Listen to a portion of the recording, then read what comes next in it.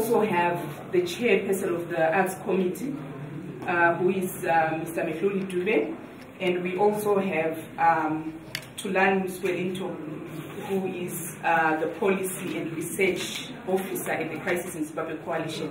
The reason why we called this meeting is because we want to launch our ZimGov Barometer, which is basically an accountability initiative that Crisis in Zimbabwe Coalition came up with.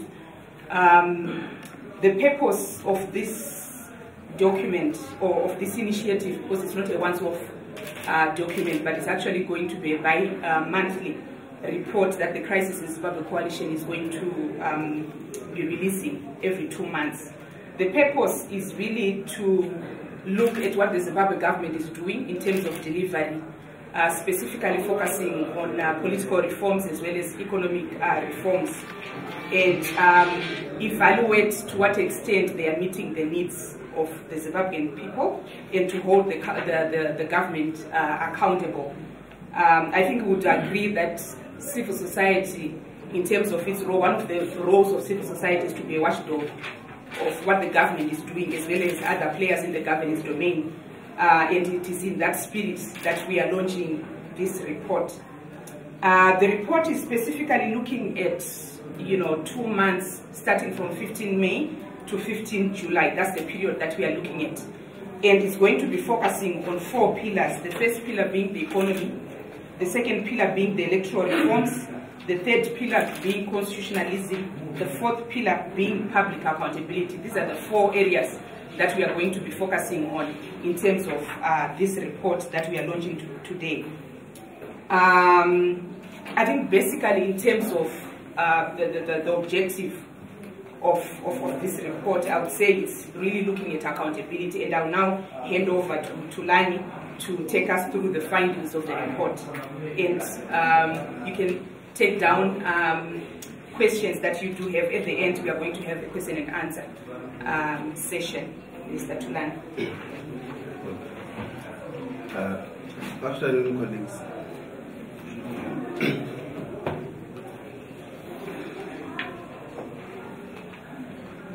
I think I will start by giving a history of the Zimbabwe government barometer. As you are aware that the Crisis in Zimbabwe Coalition, during the inclusive government, it ran what was called the Zimbabwe Transition Barometer.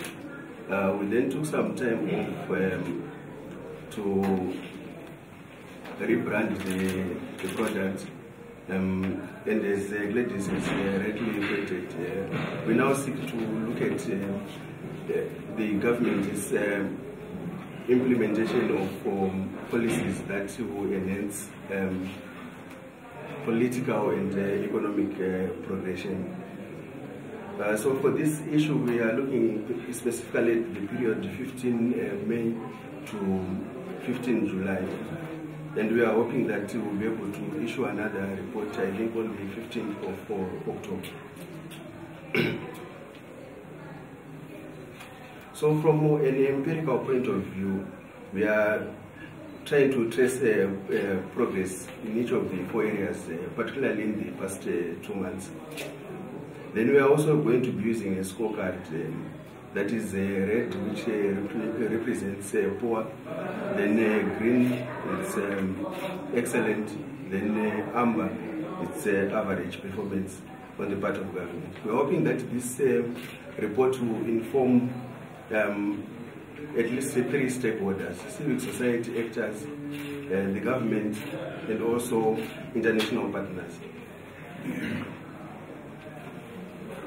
So from a conceptual point of view, what we are simply trying to do is to look at whether the government is, in fact, whether our nation is progressing or it is actually regressing. So we actually have about 4 areas that we are looking at. We have what we call backsliding. Backsliding, we are actually looking at the incremental gains that we had achieved during the inclusive government, whether they are being consolidated or not. Then we're also looking at the role of what we would call hardliners within the ruling party in blocking possible progress. Then stagnation is simply looking at stalled progress. Then hoping, this is a point of equilibrium between the party hardliners and the moderates within the ruling party in fostering possible progression in our nation. Then advancement, obviously, it is an excellent effort being put by the government. So we are going to be looking at whether Zimbabwe is backsliding, stagnating, warping, or it's advancing.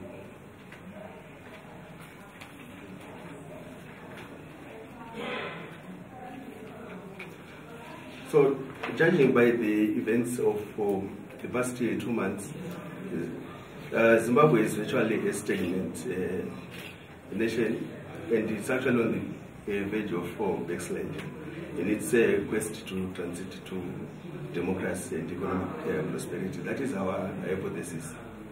This is largely authenticated by the empirical evidence that we will present today to show performance of the state. We will look at our first indicator, which is the economy. I think it's now public secret that the economy is under immense stress, and the indicators suggest that Zimbabwe is moving towards an economic recession. There's been a lot of talk around whether Zimbabwe is in a recession or it's actually in deflation. But the debate, I think it was concluded by the Reserve Bank of Zimbabwe's deliberations, where it was agreed that the country is actually moving towards recession. And I think there are a number of issues that we cite here. There's been a revision of the projected economic growth from about 3.2% to about 1.5% using official figures. And if you are going to be looking at other researchers, they're actually showing that economic growth is likely going to be on the negative at the end of the year, which is about -1%. Then there is also limited flow for investment capital in the country. As you are aware that there is an unformalized structural adjustment program that is currently taking place with the IMF initiatives with the government. And this has also seen some job cuts. But I think the issue of job cuts as of 17th July will be dealt in the next issue. Then again, I think on the economy, you would also want to know that there's a liquidity crisis, and also that the current industry utilization capacity stands at 39.6%. Then in terms of our performance rating, we rate it in the red zone, which means that economic performance is actually poor. But we also note that while the government acknowledges the economic crisis in Zimbabwe, there is no significant macroeconomic policy shift. Then the governance crisis and question of legitimacy continues to hinder economic progress. As you are aware that we have had numerous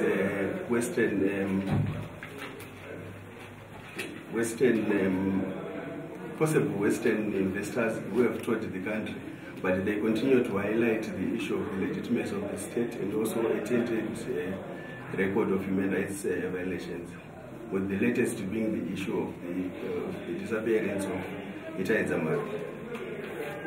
Then you are also aware that there is no fresh capital being injected in the economy. I think the only hope as of late lies in the widely publicized possible Dangote investment. Then in terms of the outlook, we posit that the economy will continue on a free fall in the absence of a radical reform process that will seek to address the question of the security of investors and also the crisis of legitimacy of the state against a tainted record of human rights violations. Then again, we also note that the convolution of the state and ZANU-PF also continues to scale potential foreign and local investors, given the numerous cases of swindling of investors by party agents. I'm sure that in previous years we have heard of investors who have been swindled of their money. The case of, I think the case of Temba Mliswa rings the bell. Then in terms of recommendations, we urge the Zimbabwe government to consider the following. First, I think it's the issue of taxation reforms, then revisiting the investment laws, possibly re-engaging with the international community, and creating competition for investors. This is informed by the view that the current government policy on investment is largely skewed in favor of the East. And we are saying that if you create competition for investors, then we might get a better deal at the end of the day. Then obviously there are issues to do with guaranteeing investment security for foreign and local investors. Then also, in the face of the damning report from the Auditor General, we would also recommend that the state restructures state-owned enterprises.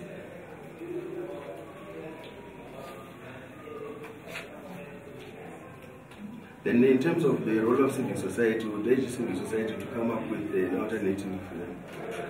alternative ideas on how the economy might be steered towards development and growth. I think the Crisis in Zimbabwe Coalition will be launching an economic blueprint, ZimSmart, in the coming week. Then our indicator number 2, it's on constitutionalism. We note that on the 22nd of May 2013, Zimbabwe enacted a new constitution which replaced the Lancaster House document, which was largely a ceasefire document. But we also note that there are over 450 pieces of legislation that require realignment to the constitution. Then we note that the government, on the 8th of May, it also gazetted the General Laws Amendment Bill as part of its effort to realign the over 450 pieces of legislation.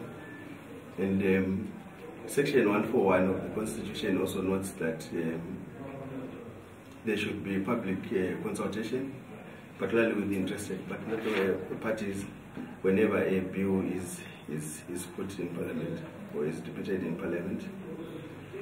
We acknowledge that the General Laws Amendment Bill is a faster mechanism of amending the laws, since it is what is called an omnibus bill.